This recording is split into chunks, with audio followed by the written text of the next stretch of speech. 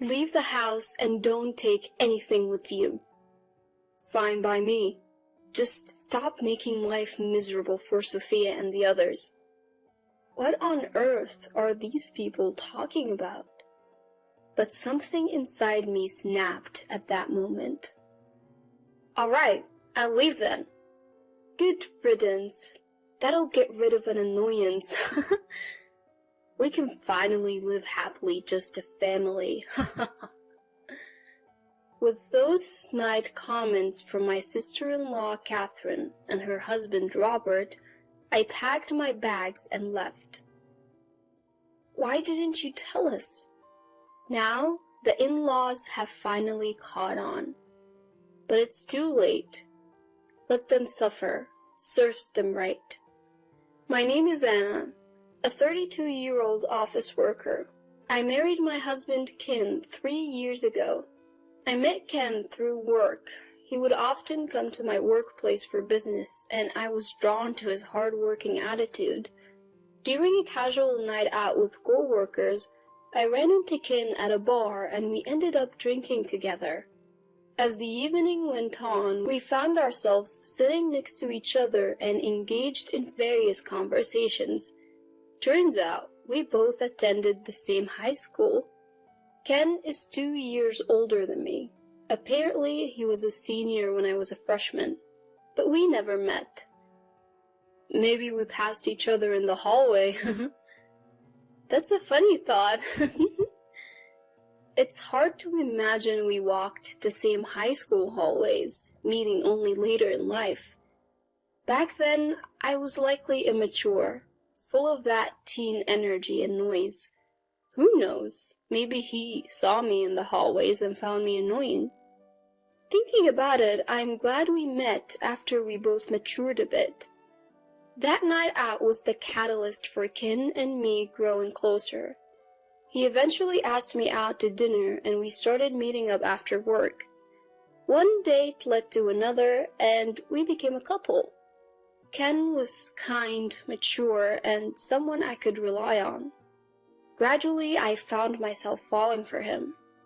Our relationship progressed smoothly, and about a year in, Ken popped the question. Anna, you're the one for me. I think it's fate we went to the same high school. Will you marry me? Yes, I'd be honored. And so, we decided to get married. Next, we had family meetings with each other's parents. My parents were quite fond of Ken, which put me at ease. Who would have thought you both went to the same high school? That school has a great culture. I have a co-worker from there who's really dedicated. A trustworthy person, I'd say. My dad can be quite stubborn, so hearing him say that was a relief. Ken had graduated from a prestigious university and worked for a reputable company, so I wasn't too worried, but it was nice to have my parents' approval. Then we visited Ken's family for another family meeting. That's when things got a little uncomfortable. Ken's parents weren't exactly the warmest people. So, you're Ken's fiancé. You're quite plain, aren't you? We were hoping for a supermodel or at least the daughter of a big company CEO, given where Ken works. Hey, Dad, Mom, that's rude. Just kidding. You always take things so seriously, Ken. Right, don't take it to heart. Just parent humor. Sophia, my mother-in-law, and William, my father-in-law, were clearly mocking me. You didn't go to a famous university, and I've never heard of your company. But as long as you focus on housework and have children, it won't be an issue. They made it sound like I was just a housekeeper and a baby-making machine. The family meeting made me instantly uncomfortable around my in-laws. Nevertheless, we wrapped up the meetings and got married. Married life was blissful. We both worked hard at our jobs and shared household chores. Ken was an excellent cook, even better than me, so I always looked forward to his meals. Whenever I made a request, he'd whip up that dish and it would always taste amazing. Even when I'd come home tired from work, eating Ken's cooking would lift my spirits. Of course, when it was my turn, I put my all into cooking. Ken would always compliment my cooking, saying it was delicious. I really like the depth of flavor in Anna's cooking. I guess I tend to overcomplicate things a bit, you know? No way, Ken. Your food tastes like it came straight from a restaurant. I feel like we're having our own personal chef. Really, that means a lot to hear you say that. We were always full of praise for each other. That's why we've been able to have such a harmonious married life. 2 years have flown by since we got married, and we're still as close as ever. But there has been one nagging issue. We haven't been able to have kids. Now, it's only been 2 years, so we're not exactly in a rush, but the pressure from my in-laws has been substantial. When are you going to get pregnant, Anna? Sophia, you asked about this just last week over the phone. These things don't change overnight. What are you talking about? If you keep procrastinating, that's why you won't have children. Are you sure you're even capable? What? Did you hide that from Ken when you married him? Absolutely not. If you're lying, I won't let it slide. Sophia often cornered me like this. Eventually, I underwent fertility testing and reported to my in-laws that I was fully capable of having children. They weren't exactly thrilled, but at least they understood I could have kids. Still, they continued to heap on the pressure. If you're capable of having kids, then hurry up. What a useless daughter-in-law. Being pressured like this only makes it harder to conceive. Every visit to the in-laws' house became an ordeal, and both of them would only criticize me when Ken wasn't around. Sophia would often call to confirm Ken was away before launching into her tirades. Life with Ken was great, but dealing with the in-laws was causing me a lot of stress. I felt uneasy, fearing that I'd have to endure their criticisms indefinitely. However, amidst all this, another issue arose. William, Ken's father, became frail and needed nursing care. And, of course, the in-laws expected us to move in with them. Ken is the eldest son, so it's only natural that he helps out. Since you can't have kids, the least you can do is be useful. They continued to press us like this, and Ken, unaware of the emotional toll his parents were taking on me, broached the subject of us moving together. Mom seems to be struggling a lot. I really want to help out if I can. What do you think? I was really torn. Living together would likely be hard. My in-laws have been giving me a hard time behind Ken's back. If I outright say no, Ken would be shocked. So I decided to lay down some conditions. Okay, I get that Sophia and the family are having a hard time. Can I add some conditions of my own? Sure, go ahead. I'm the one asking for a favor after all. Thanks. First off, I won't be taking care of William. Normally, that should fall on Sophia or their actual son, you, Ken. Also, I want to continue working. If you can agree to these 2 conditions, then we can live together. As I said this, Ken looked at me seriously. He might be disappointed. Maybe he'll say it's a problem if I'm not willing to cooperate with his parents. But Ken looked me in the eye and said, "All right, I accept your conditions. I'll make sure not to put any burden on you." Facing Ken, who looked at me straight on, I decided to trust him. And so we moved into my in-laws' house to begin our life together. They seemed to think they could boss me around as Sophia quickly started issuing orders. "Anna, please take care of William, and also, could you clean the shower and handle all the cooking?" Sophia said this as if it were a given, but I trusted Ken, so I stood my ground. I won't be doing any nursing care for William. That's not my role. I'll help out with household chores as much as I can, but not to the extent that it interferes with my job. So don't pile everything on me." Hearing this, Sophia's eyes widened in anger. "What? What are you saying, Anna? If you won't do it, then who will? That would be the job of you, Sophia, or Ken." "What are you talking about? There's no way I'll let Ken do it. You should do it." Sophia yelled at me, and during dinner she said, "It seems Anna doesn't care about us at all. She doesn't even want to help with William's nursing care. All I asked for was a little help in tough times." Sophia tried to make it seem like I was the one at fault. She probably thought Ken would scold me, but Ken said, "Well, those were the conditions for living together." "Huh?" My in-laws were surprised. Ken continued unfazed. "When we agreed to live together, Anna and I made a promise. She won't assist with any nursing care and she will continue to work." "What? You can't be serious?" The in-laws were speechless. Stunned by how things had unfolded, inside I struck a mental victory pose. I regretted not talking to Ken about the harassment from the in-laws sooner. From that moment on, they couldn't boss me around anymore, and they seemed frustrated.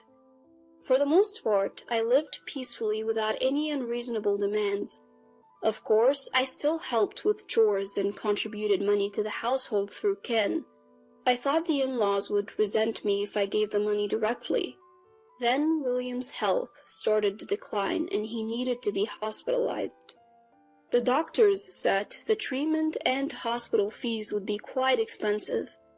Sophia was really stressed about it. "I am on a fixed income now. Why does this have to cost so much?" Ken had reduced his work hours to help care for his dad, so our income had decreased too. Seeing Sophia struggle, I decided to help out financially. I told Ken, "Give this to Sophia and say it's from you," offering to cover William's monthly medical bills. Ken initially refused, but he really cares for his parents, so I insisted. "Don't be shy, we're married after all," I said. Ken replied, "Thank you, this really helps." Grateful for my support. We continued our lives together while William underwent treatment. Then one day, an unexpected visitor arrived. Catherine, my sister-in-law. "So, Dad's in the hospital? Tough break. But that means there's an empty room here, right? So we can move in, can't we?" Catherine had barely set foot in the house before she dropped this bombshell. We'd only met her a few times, like at our wedding and hers and at family events. Since we moved into the in-laws' house, she never visited. So her sudden appearance and proposition caught me off guard. It seems she wants to live here. Honestly, I'd prefer if she and her husband moved in and we moved out. But Sophia declined, saying, "Ken's here now, and Dad might come back, so it's not possible." Catherine seemed to have expected this and quickly backed down, saying, "Yeah, figures." However, she did make it clear that she was ready to move in any time. From that point on, Catherine started visiting the in-laws' house more frequently. Today, I made dinner inspired by what Mom taught me. What do you think? Catherine had been frequently cozying up to Sophia. It seemed like she was eager to replace us in our joint living arrangement. I had an inkling that something was off about Catherine. Could she be hiding something? Around that time, an unexpected event occurred. Ken got into a car accident on his way home from work and passed away. I rushed to the hospital, but it was too late. I was devastated. To lose my beloved partner so soon. I had wanted to make so many more memories with Ken. The in-laws were also grieving over the sudden news of Ken's death. Even after the funeral, I couldn't come to terms with Ken being gone and felt really down. My boss gave me an extended leave, hoping I would recover soon. But being in the in-laws' house, my heart felt no peace. I had paid for William's medical treatment for this month and planned to stay there until I found a new place. I was also a bit worried about Sophia being alone. We might not like each other very much, but we've both lost someone dear. We're both hurting, I thought. But then, Sophia trampled all over my good intentions. The tipping point came one day when Catherine and her husband visited. Why is Anna still here even though Ken has passed away? Catherine questioned Sophia like that. Sophia chimed in, I was thinking the same thing. We've been busy with the funeral, but we're not obliged to keep Anna an outsider here. Fueled by Sophia's words, Catherine and her husband became even more assertive. Outsiders should leave, and leave your assets too. Exactly. Don't burden Sophia and the rest any longer. What on earth are these people talking about? But something in me snapped then. Fine, I'll leave. They looked surprised when I easily agreed, but then they smirked. Now we can get rid of the troublemaker. We can finally live happily just as a family. Don't worry, Mom. From now on, we'll be the ones living here. As they spoke those words, I packed my bags and left. A month had passed since then. Living in a studio apartment near my workplace, I had been focusing on my career. Then one day, I received a call from an unknown number. Hello? Thinking it might be work-related, I answered. It was Sophia. Anna? Why didn't you tell me? I had no idea you were the one paying for William's medical bills. And the money in the house, it wasn't Ken, but you. It was too late for the people in my in-laws' house to realize the truth. They had it coming. I thought it would make things easier if we said the money came from Ken. Truthfully, Ken was cutting back on work to help with William's nursing care, so I was the one making significantly more money. So that's how it was. I'm sorry for not noticing. Can you help us again? No way. What? Why? I always tried to be minimally supportive as family, even when mistreated by you and others. But you continued to harass me without knowing the truth, even trying to kick me out. I've put an end to my martial ties with the late Ken. We're now complete strangers. Please figure out how to handle William and your daughter's family issues on your own. I said that and hung up. Then I blocked her number. I later learned from a relative still in contact with me that William had tried to force Sophia into a divorce to prioritize his own treatment. He probably thought they could afford it if one less person needed supporting. However, Sophia refused, insisting she would only agree to a divorce if she got a huge settlement. Right now, their family is a mess, embroiled in legal battles. Both are being emotional, but they'll soon realize the lawyer fees will bleed them dry. Eventually, there won't be any assets left to divide. Catherine and her husband, it turns out, had debts, and they were close to being kicked out back then. In-laws have just now realized the fact, but it's too late. They were planning to mooch off my in-laws, but that failed miserably as my in-laws are now on the brink of divorce. Currently, Catherine and her husband are living in a cheap apartment and are asking relatives and friends for loans. However, no one is lending them money because they can expect that they will never get it back. Their debt will continue to grow with interest, making their situation even worse. Knowing my in-laws are spiraling downward like this, I thought, serves you right. I decided to put them behind me and move on. Of course, I'll never forget Ken, who was kind to me. I plan to live my life to the fullest so that someday we'll have a lot to talk about in heaven.